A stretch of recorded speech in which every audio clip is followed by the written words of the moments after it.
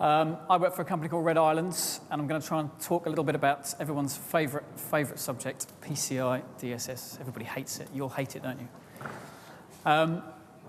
So we're going to cover some of the demystifying and talk some of the myths and truths about PCI. A little bit about Red Islands. We're an information security consultancy firm. We work all over the world, a range of organisations, helping people implement information security solutions and management from private to public sector, large to small. That was a sales pitch. I was told I had to put that in. So we're going to talk a little bit about the background of PCI, what it is, some of the myths and truths around PCI, to try and demystify some of that, and maybe some of the call centre specific applications and concerns and considerations. So the standard, I don't know how much any of you know about it, but it was formed from the 5 major card brands, which is Visa, Amex, JCB, Discover, MasterCard.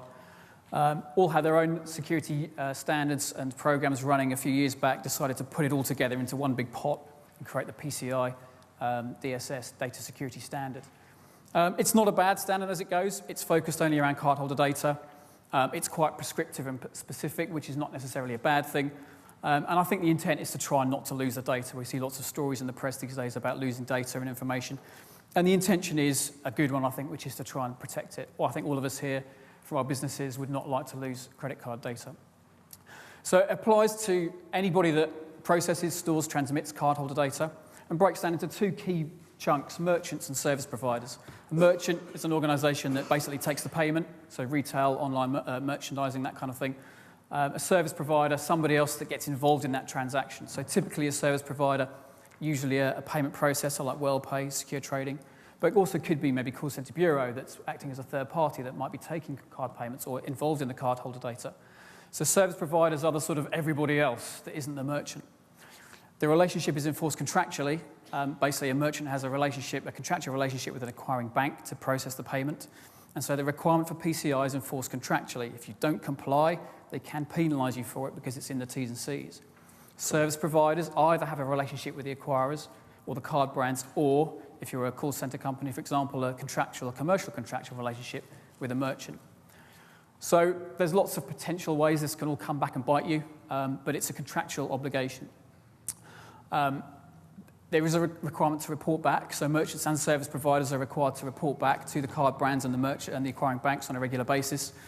And as we've said, we've heard talk of a deadline of September, but there have been about 8 deadlines that I can remember in PCI since it first started, and every year there seems to be another deadline. We really mean it this time. You really must comply, and they seem to come and go. They now seem to have really done away with deadlines. They've decided no more. Compliance is just mandatory. Anybody not compliant is effectively in breach of the T's and C's. However, the reality is if you are working with your acquiring bank, if you have a relationship, if you're managing that, even if you are not compliant, if you're at least having the conversation and making them aware of where you are with it and what your status is, that seems to be, at the moment, an acceptable state of play. The reality is what happens if you're not is that there are talks of fines.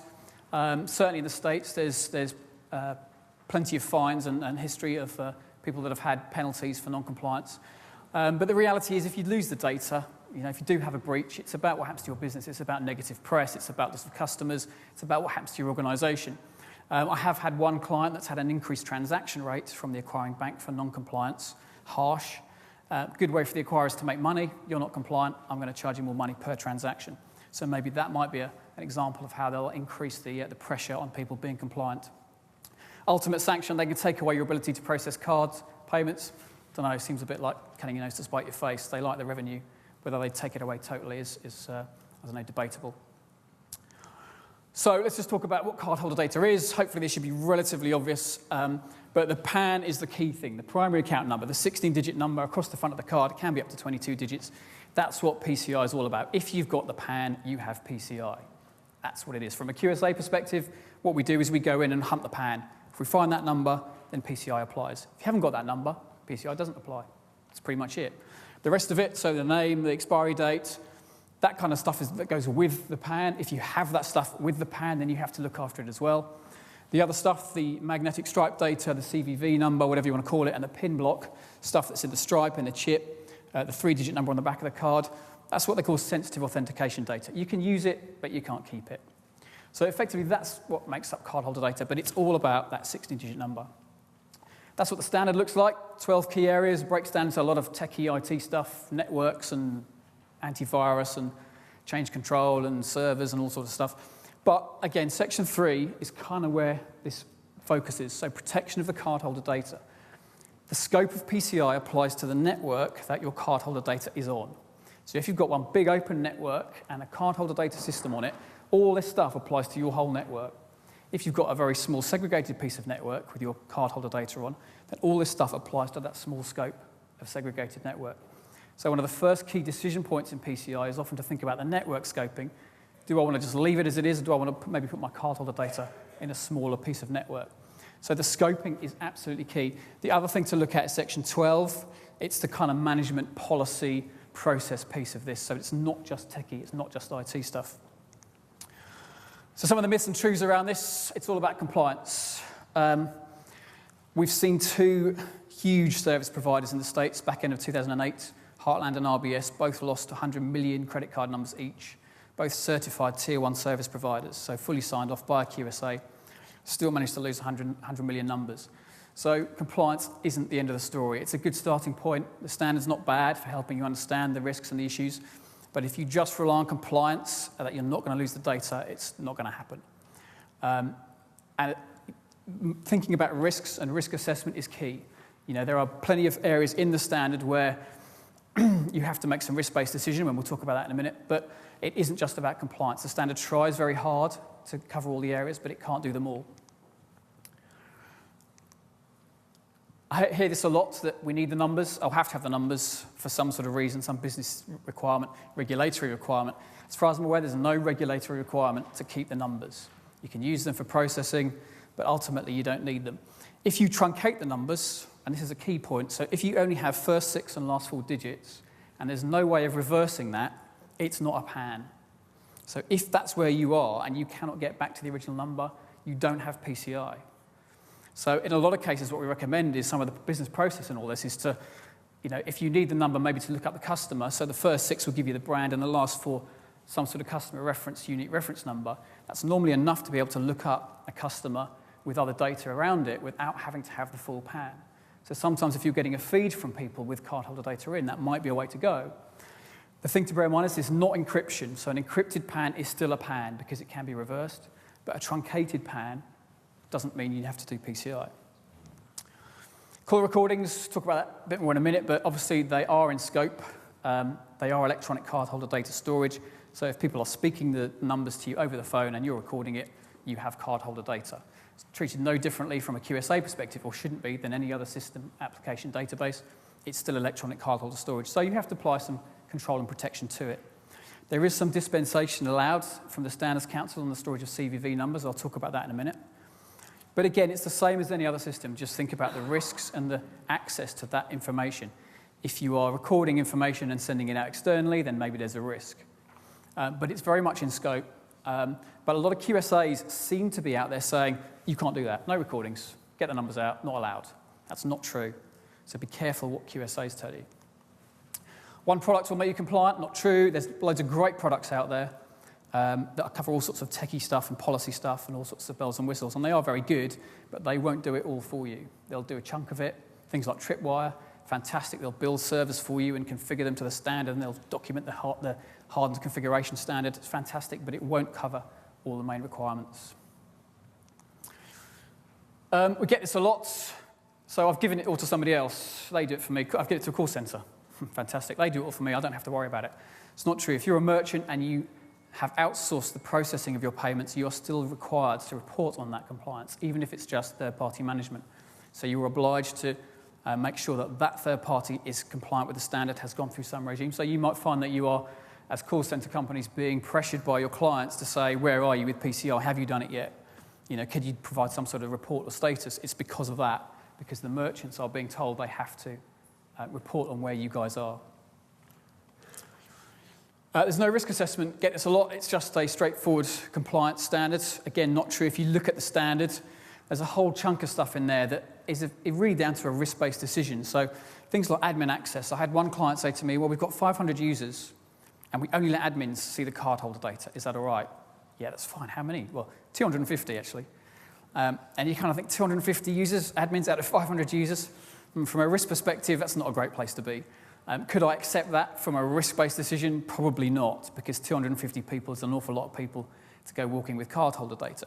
So it's a risk decision. As a QSA, as you guys implementing it, what is the right number of admins? There's no right or wrong. There's thinking about risk. Secure storage. The standard says if you're having paper, if you have receipts, hard copy information with numbers on, use secure storage to protect it. Well, what does that mean? Is that a vault? Is it a safe? Is it a desk drawer? It's going to depend on the number of bits of paper, the amount of information you've got, as to what your definition of secure storage is. So there are plenty of areas within the standard that use more of a risk-based assessment, risk-based decision-making. There's also the ability to use compensating controls. So if you have a particular control in the standard that is difficult to implement, you can use a compensating control, which is something that meets the intent or the requirement of that without necessarily doing that particular control. Often seen for encryption, where it's difficult maybe to encrypt data. So scanned images, you see this a lot. If you scan a document in, encrypting that is very difficult. But the standard says encrypt cardholder data, encrypt the numbers. So maybe the compensating controls are around using some intrusion detection or additional access control and locking it down by IP or some other control around the scanned images instead of doing encryption. So it can be done. You can do other things. QSAs don't like compensating controls very much because it's hard to audit and it's hard to sign off. You've got to have a bit more risk-based decision. Easy to audit the standards, tick or cross, but it can be done. Don't put it in IT. It's a really bad place to put information security. There's lots of IT stuff in it, and they've got to do loads of techie stuff, but ultimately, information security and the management of information security needs to be a business-led, business-managed project. I know one company that had a guy start in the call centre, worked there for 3 months. He started on a stolen passport and was just sitting in the call centre siphoning off card numbers and selling them. And the fault was in the actual induction process. The person taking the photocopy of the passport just took a photocopy of the passport because that's what the process was. No one actually said, look at the photograph in the passport and see if it's the same as the person giving it to you. So training and awareness problem, not an IT issue. There's nothing in IT or technology that will fix that. Government minister walking along Downing Street with his clear plastic wallet of terrorist suspect names, not an IT project. So there are plenty of bits in this that you need to make sure you think about over and above IT. It will fail if you just leave it in IT. It needs to be management-led, management-driven, message from the top down that everybody needs to do this. And it's, it's not just PCI, it's data protection, it's all sorts of protection of personal information. It's not just credit card data we're talking about here. You don't have to have a QSA. If you are a merchant that is processing less than 6 million transactions a year-ish for Visa and MasterCard, if you're a service provider with less than 300,000 transactions a year, then you can self-assess. You don't have to have a QSA audit. I think, personally, people understand their business is better than QSAs. QSAs, they are just auditors. The A stands for assessor. It doesn't make them experts on what you do and how it works. They tend to come in and tick boxes. So you can use them, and even if you are those levels, you can use them for guidance and advice, but also bear in mind that somebody that isn't a QSA may also understand the standard and be able to guide you and advise you on consultancy rather than just audit. So even if you want just advice on implementing the standard, you can use a QSA, but you could use maybe somebody else that also understands the requirements. The QSAs are there to tick off and sign off your compliance. What tends to happen is you want to use the same person because the person giving you the advice is probably the person you want to sign it off, but you don't have to. Heartland and RBS are probably thinking that they were there at this point. But, just achieving compliance isn't enough. It's a minimum requirement, but there's then ongoing management, there's testing, there's penetration testing and vulnerability scanning that you have to do. So just achieving compliance, and again, even achieving compliance, if you take the HR story we just talked about with the guy in the call centre, there's nothing in PCI that covers that. It says do background checks, but if you background check a false identity, you've checked a false identity and it'll come up clean. There's nothing in the standard that will look for somebody starting under a false identity. So it's an additional risk and a process that you're probably going to cater for, hopefully, in your HR or induction processes. But it's not enough to just think PCI will cover it all for you. So to summarise some of the myths, understand the risk to the business and the organisation. It really is so key. Ultimately, don't lose the data. The fines and the penalties and the impacts are all about losing the data. If you lose it, you're going to be in trouble, whether you were compliant or not. If you don't lose it, you're probably not going to be in trouble. Use compensating controls if you're able to, if the situation arises and it's appropriate. And think about above and beyond the standard. It's not just about the controls and the baseline. It is a starting point. For me, ownership and security management within the organisation, absolutely key. If you don't own it in the business, it won't really work. It will just become a technology problem. As we said, don't just give it to IT. And think about general governance. If you've got other projects like ISO 27001, data protection, incorporate it all into that. The problem with PCI is it has no management system as such like 27001 does. So there's nothing that says do regular audits and have management sign-off and get the management involved and business buy-in. It just sort of says implement all these controls. And it's kind of okay, but to me it works better if you've got some framework to sit it in to help manage and run it and own it. And as I said, additional things like audit and review. If a QSA comes along once a year and kind of goes through the controls and ticks it, crosses it, is that enough? Is that often enough to give you peace of mind that you're safe or that you're compliant or that you're secure? I don't think so. Personally, I would have some sort of internal function that owned and managed that and had some internal assurance as well. So if we look at call center specific stuff, there's plenty of places where cardholder data pops up in call center land. Call recordings we've talked about. You've got screen scraping and screen recording and databases, CRMs, third parties maybe for data transfer. Call center agents, as we've said. Paper forms maybe if your system goes down and you fall back on paper as a backup process to take customer information, might have cardholder data on. Notes fields, you see that a lot. There tends to be a recording of card data in notes fields. And maybe you're exchanging data with other parties. Call centers are easy targets. As we've said with my case study of the guy that turned up, you can make loads of money with card data. Other data, personal information, health information, you can make money out of it, but it's not so easy. Card data, you can go shopping. Give me a PAN and a CVV, that's it, I'm off on the internet. But also, there are sites out in Russia and the Far East that will buy card data from you and personal information. It's very lucrative there. It's high volume, mature market stuff. They'll give you volume incentives. So if you can provide 1,000, 10,000, 100,000 records, you'll get actual cash incentives to provide that number. The last time I checked, it was about, for a full customer record with card data and name and address, about £80 a record they'll buy it for. So if you can get it, you can make lots of money. And you can even rate on those sites. You can rate the quality of the data when you buy it. So you can give it scores out of 5. This source provides excellent quality of fraudulent data. Funnily enough, they don't take card payments. If you want to buy it, you only take PayPal. But credit card data, so it is high target. The fact that someone wants to start in a call center to take card data means it's obviously lucrative. It's high target stuff. Call recordings used in most call centers. Everybody has it, and there's a good reason for it. Lots of business benefit in it. FSA for dispute resolution, you need to have a recording of the call. But PCI says don't store the CVV number, not allowed in any shape or form. So there's a kind of a clash there between PCI and the FSA, which I get this a lot, which do I comply with? Do I do FSA? Do I do PCI? And a lot of systems are out there that are sort of pre the PCI consideration, so trying to put some technical solutions around can be a bit tricky. This is a really, really boring extract from the Security Standards Council website. So these are the organisation that own and manage the standard.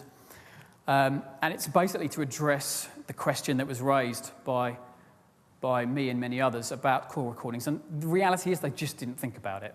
They wrote the standard really thinking about a database, storing card data, take the PAN, use the CVV for authorization, and then get rid of it. And a website, fine, great. But when you have a call recording and somebody's spoken that over the phone, obviously totally different. So this is a sort of a guidance, an FAQ bit of information on the website that basically says you kind of can have it, providing you protect it. They don't really like the kind of data mining, querying stuff around it. But effectively, it comes back to risk. What are the risks around the data? Who's going to have access to it? What are you going to do with it once you've recorded it? So again, a lot of QSAs don't get this, and they don't really like it because it's hard to understand and implement, so they tend to just say, no, you can't have it. But again, it's always worth challenging because there are cases where you can have this and you can use dispensation for it. Some of the considerations and difficulties around it, as we said, this stuff's there to be used, and some of the new technologies like speech analytics, it's fantastic stuff from a call center perspective. Brilliant stuff to enhance the business and develop more stuff. And you don't want to be constantly fighting or saying no because of PCI. So there are challenges around this, and it is often a complicated, convoluted process to work your way through the risks and the issues and sort of beat your QSA up into sort of saying, well, this is how we're going to manage it, compensating controls, protect the risk, protect the data. But you've got to have some considerations. Are you going to use manual process and automated process? You can potentially block the data. And as we've said before, if you don't have PCI data, it's a much better place to be. So sometimes the solution is not to record it in the first place. There are plenty of solutions, and maybe we'll hear some of those. But also you might have archived data sitting on 5 years' worth of tape with card data. And so even if you implement a solution now, maybe you've got a whole lot of data sitting there with card numbers in. So the reality is people are keeping this. They have got it out there. They're not necessarily getting rid of it all because it's difficult to do, but they are managing the risk. And ultimately what the card brands want is to not lose the data. If you look at, I think FSA recently fined somebody £2.8 million for losing a backup tape. Losing data is where it all goes horribly wrong. So very, very, very quickly. So just some options there, but I think we'll talk about those in terms of manual, automated process for reducing it. But it's all about risk assessment. Understand the risks to your organisation, understand the risk of the data, and make sure you don't lose it. Thank you very much.